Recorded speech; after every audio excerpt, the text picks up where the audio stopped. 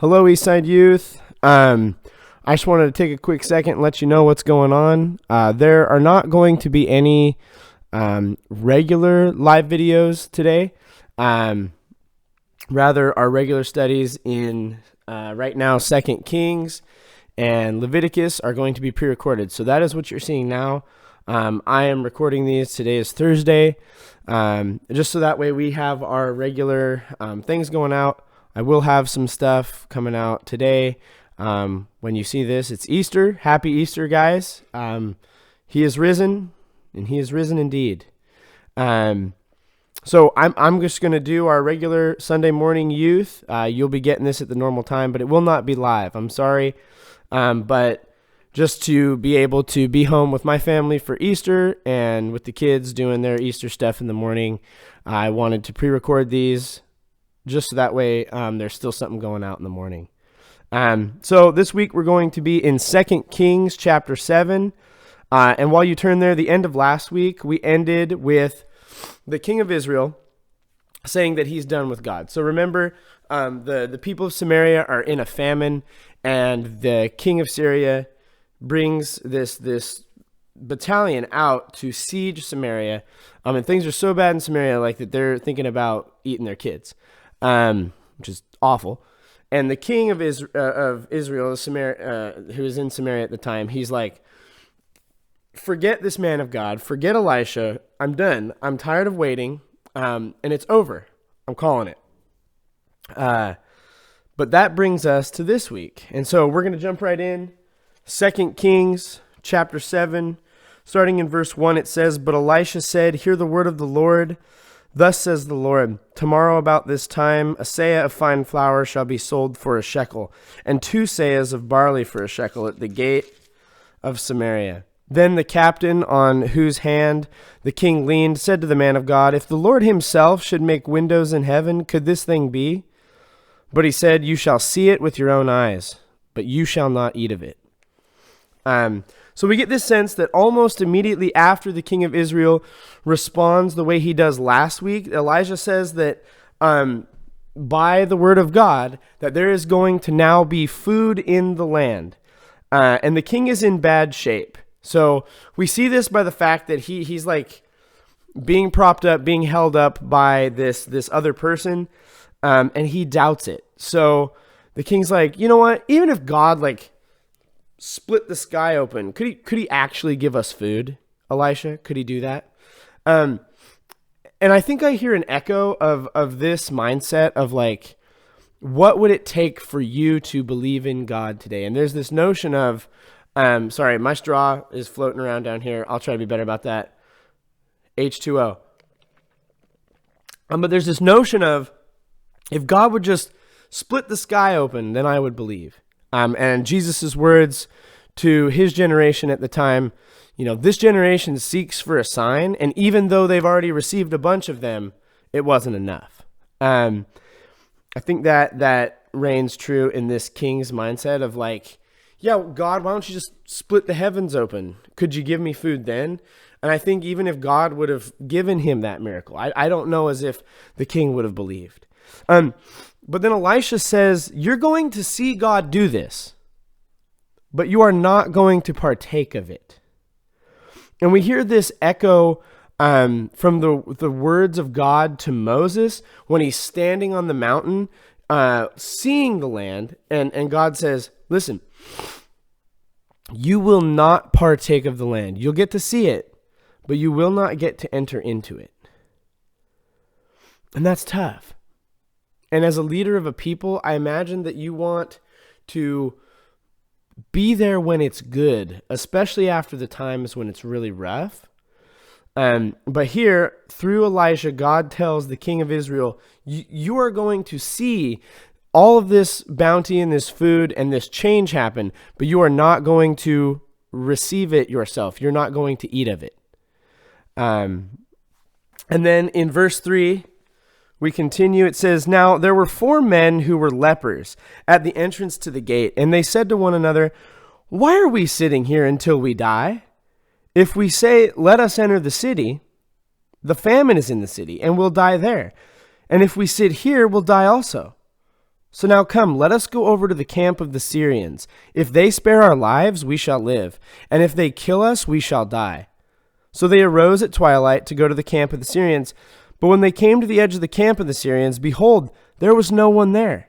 For the Lord had made the army of the Syrians hear the sound of chariots and of horses, the sound of a great army, so that they said to one another, "Behold, the king of Israel has hired against us the kings of the Hittites and the kings of Egypt to come against us."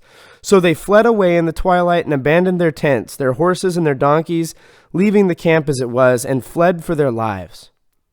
And when these lepers came to the edge of the camp, they went into a tent and ate and drank, and they carried off silver and gold and clothing and went and hid them. And then they came back and entered another tent and carried off things from it and went and hid them. And then they said to one another, "We're not doing what's right. This day is a day of good news, and if we're silent and wait until the morning, punishment will overtake us. Now, therefore, come, let us go and tell the king's household."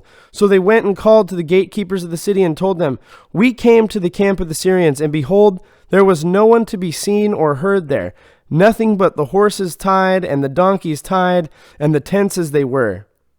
Then the gatekeepers called out, and it was told within the king's household. And the king rose in the night and said to his servants, "I will tell you what the Syrians have done to us. They know that we are hungry. Therefore they've gone out of the camp to hide themselves in the open country, thinking, 'When they come out of the city, we shall take them alive and get into the city.'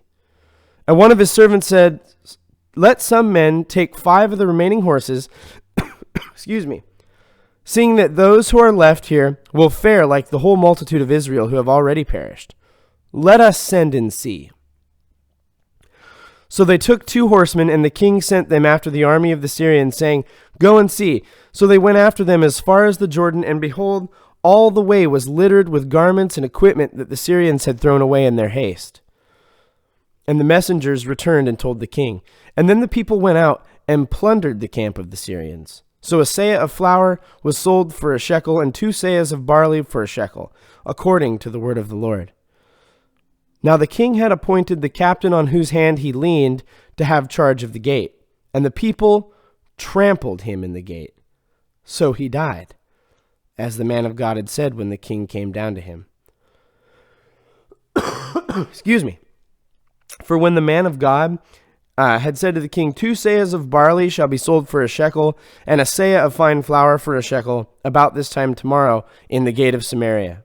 The captain had answered the man of God, "If the Lord himself should make windows in heaven, could such a thing be?" And he said, "You shall see it with your own eyes, but you shall not eat of it." And so it happened to him, for the people trampled him in the gate, and he died. So, one quick thing. It's not the king who is calling for this, like, heaven opening. The king is pretty sickly. And so I think in verses 1 and 2, this officer, whoever this leading officer, has begun to take actions and do some of the things that the king himself should be doing. I didn't make that clear before. So when the officer speaks and says, "You know what, God, do a miracle," we don't see the king of Israel correct that. We don't see him go, "Whoa, whoa, whoa, whoa, whoa, pause up. That's not right." We don't see that. The king is there on this guy's arm, and we see this guy say that, and then it just continues with Elijah saying, "No, you're going to be trampled."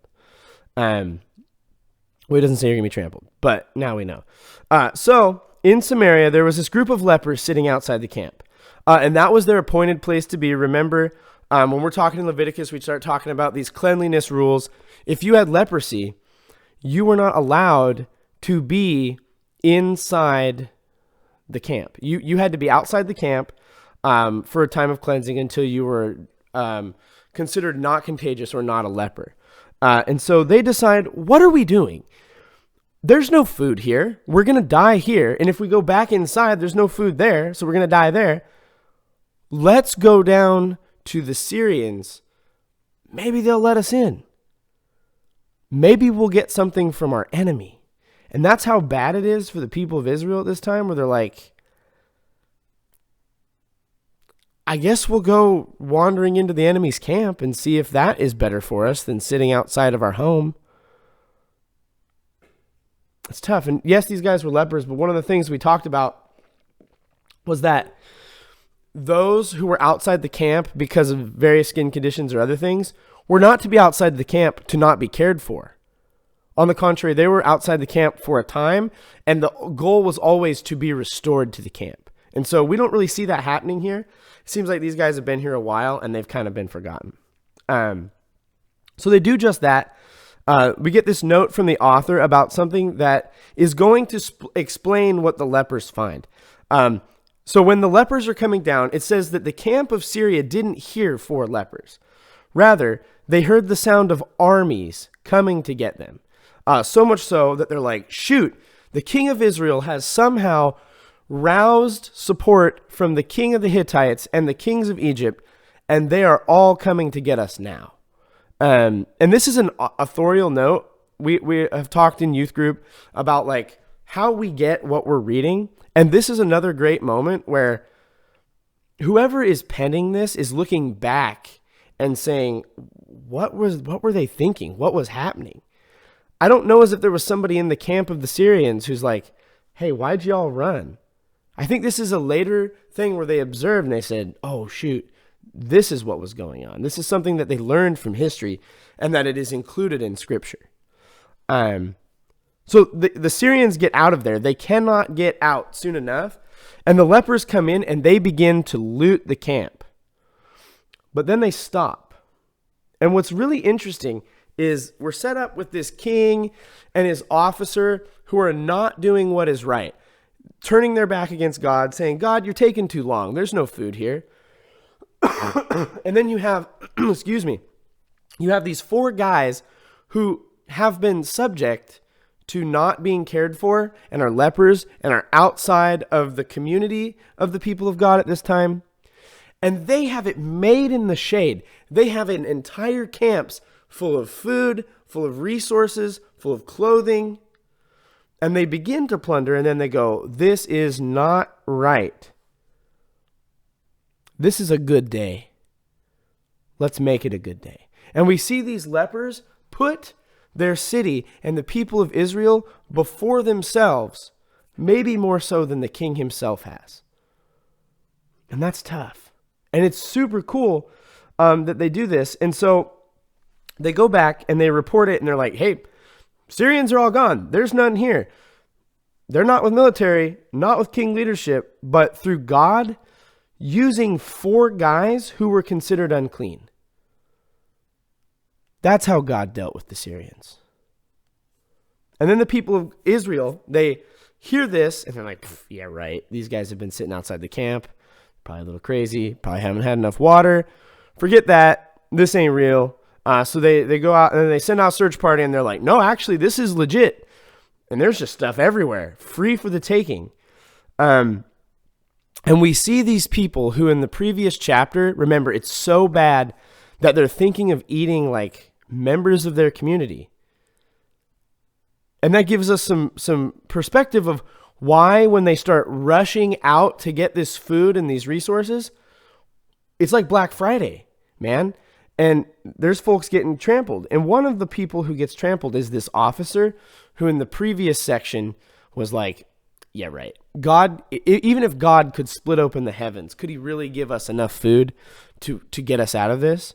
And Elisha tells him, you'll see it, but you're not going to get it. Excuse me. And he gets trampled in the gate of the city as the people are rushing out for food. And it's a sad end.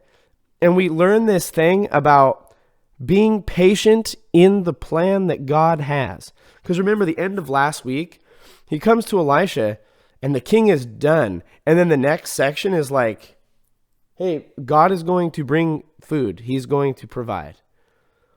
And if the king would have just been patient, and if this officer would have just been patient to see what God was going to do, but he wasn't.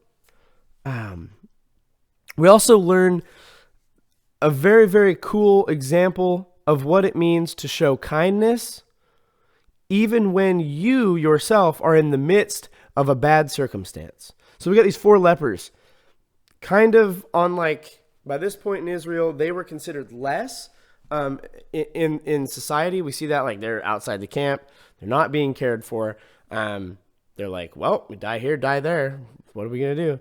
And we see these 4 guys who could have so easily taken for themselves, so easily could have looked at their situation and said, but I have it rough right now. Look how hard I have it. Why am I going to? No, they could have been selfish, and they weren't. They were kind and they were generous, even though they were in the middle of a poor circumstance. And that feeling, it just kind of rings out today.